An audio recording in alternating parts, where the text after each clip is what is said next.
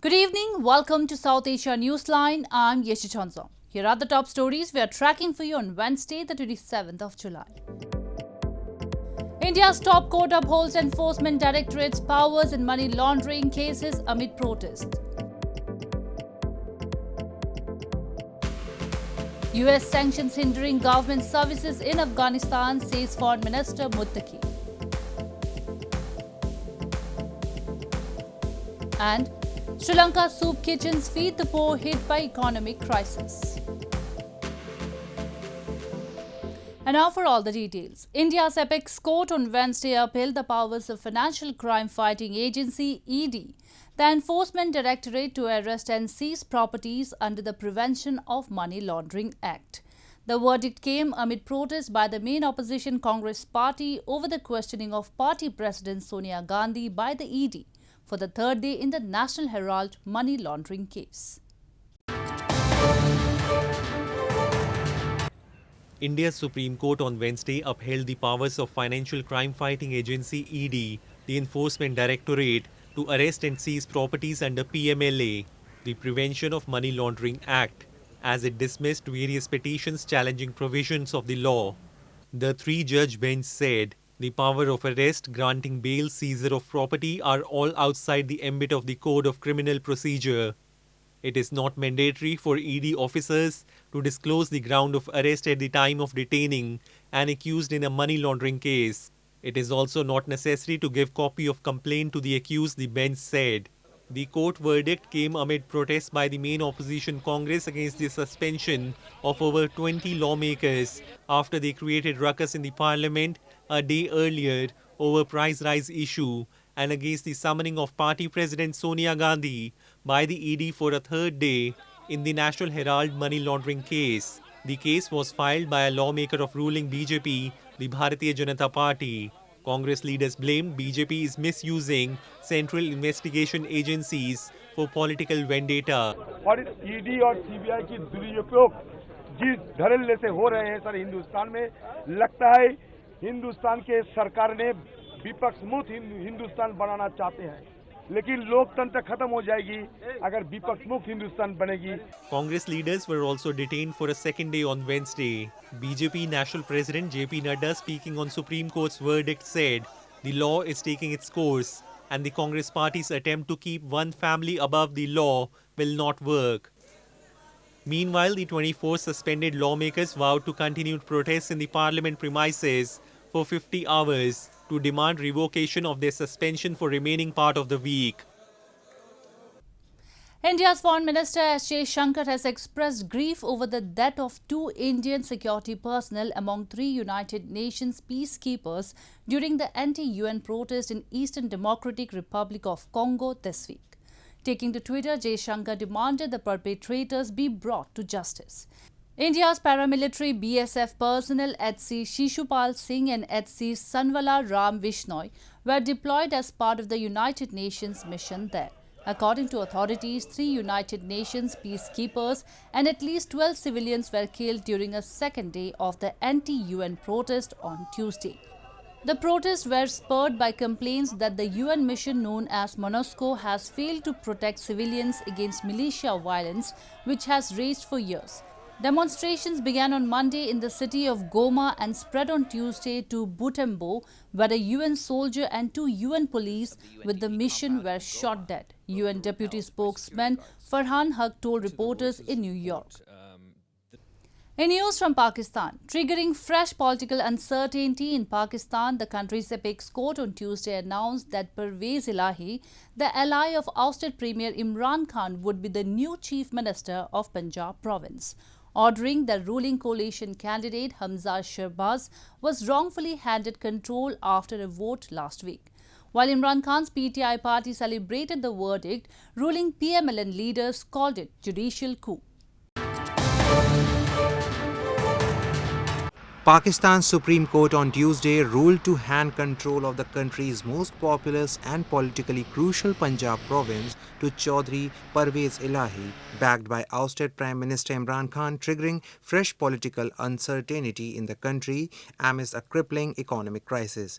PMLQ leader Elahi was administered oath of office by President Arif Alvi late on Tuesday after the court ruled that the Punjab Assembly Speaker had wrongfully handed the position of Chief Minister to the candidate of the ruling coalition, Hamza Shahbaz, in a vote last week.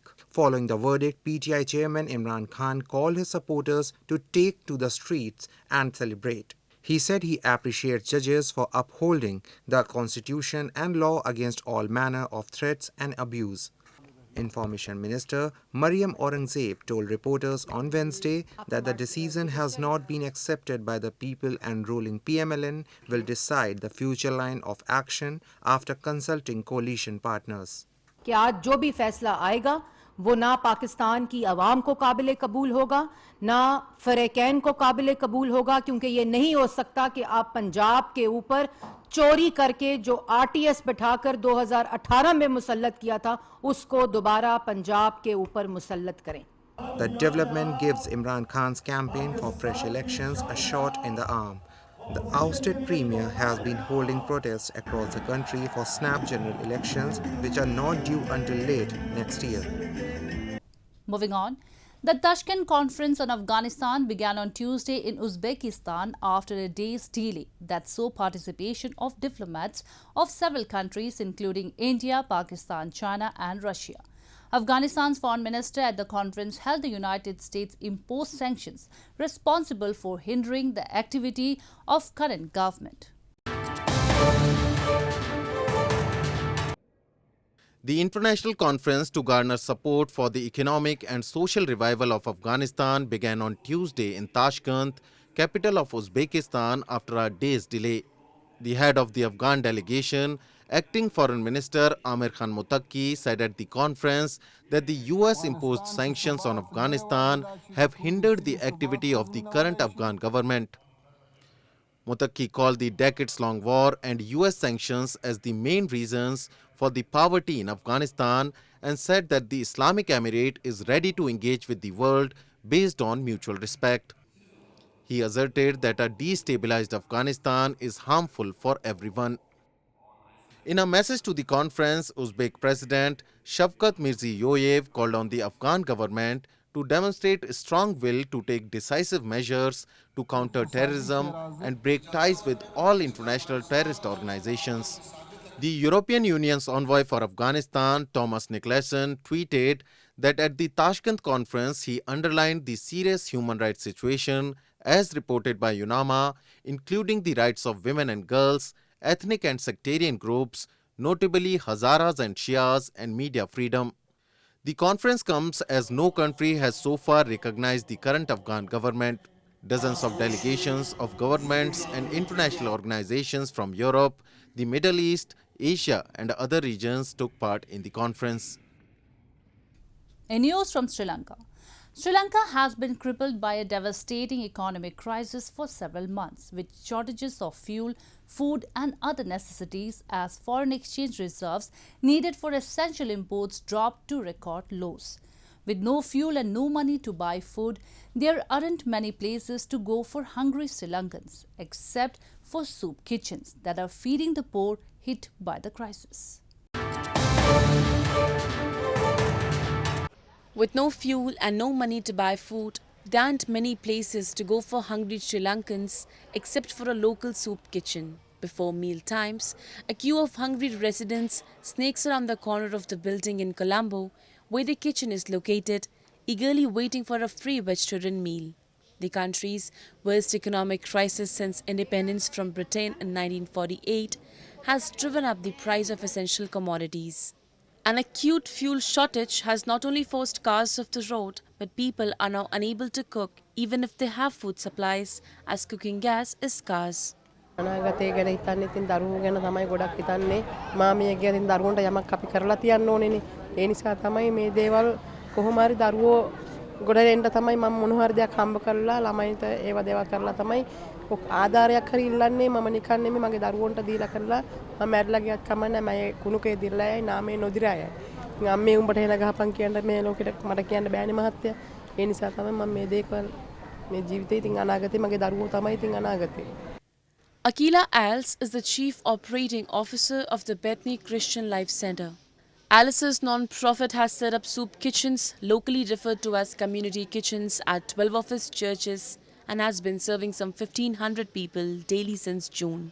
Hunger is common for everyone. It doesn't matter who you are. If you are hungry, you are in need. So the community kitchen concept is open for anyone who is hungry to come and eat.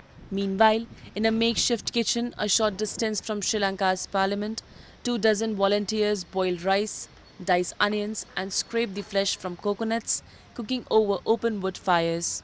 Months of anti-government protests that came to a head earlier this month after thousands stormed government buildings, bringing down former President Gotabaya Rajapaksa, have crossed religious and ethnic lines in the diverse country. Moving on to news from Bangladesh. Bangladesh has sought negotiations for a loan from the International Monetary Fund. Finance Minister A.H.M. Mustafa Kamal told local media this week, as the country joins South Asian neighbours Pakistan and Sri Lanka in seeking help to cope with mounting pressures on their economies. Bangladesh has asked the International Monetary Fund (IMF) to start negotiations for a loan.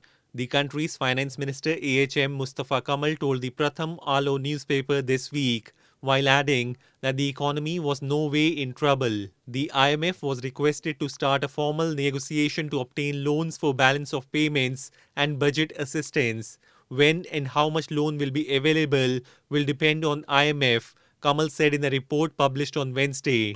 Earlier on Tuesday, Bangladesh's Daily Star newspaper reported that the country wanted $4.5 billion from the IMF. The country's $416 billion economy has been one of the fastest growing in the world for years, but rising energy and food prices because of the Russia-Ukraine war has inflated its import bill and the current account deficit.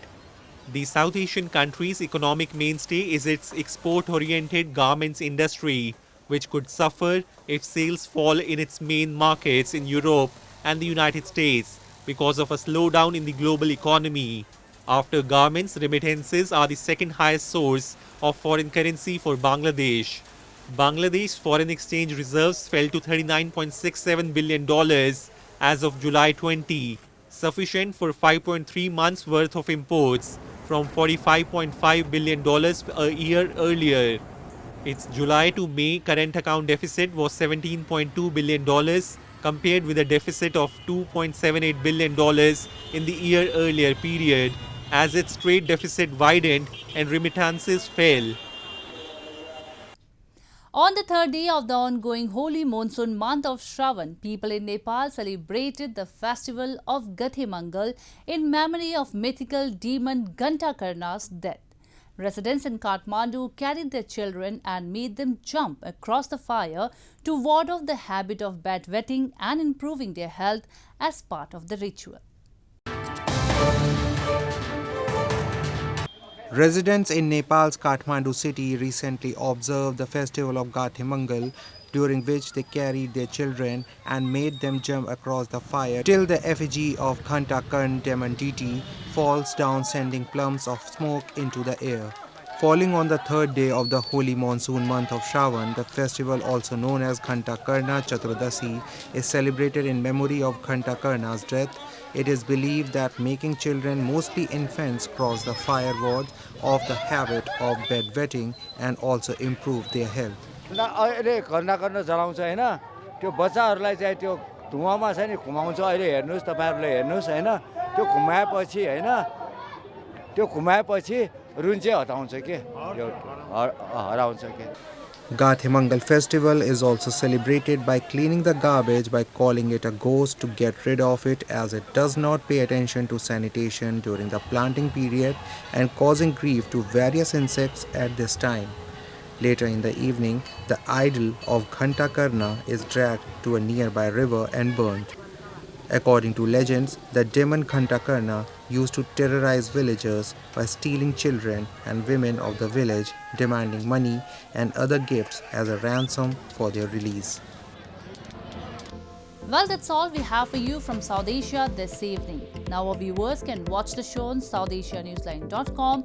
You can also visit us on facebook.com/isasianewsline and follow us on Twitter @isasianewsline.